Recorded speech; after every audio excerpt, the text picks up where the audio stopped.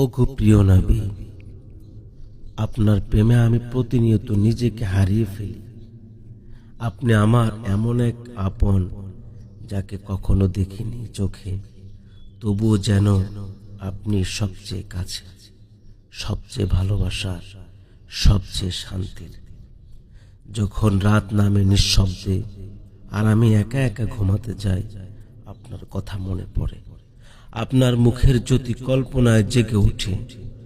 চোখ বুঝলেই মনে হয় আপনি হাত রাখলেন আমার এই পাপীর বুকে, বললেন, ভয় করো না, আমি তো তোমার নবী।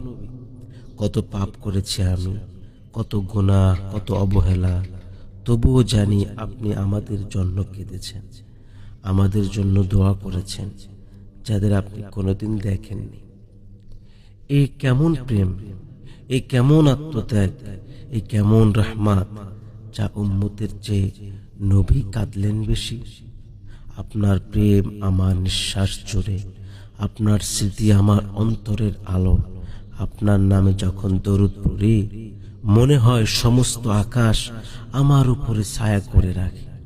আর যখন গুনাহে জর্জরিত হয়ে পড়ি, তখন মনে হয় আপনি দূর থেকে বলছেন, ফিরে এসো, ফিরে এসো, ফিরে এসো, আল্লাহ এখনো তোমার অপেক্ষায় আছেন।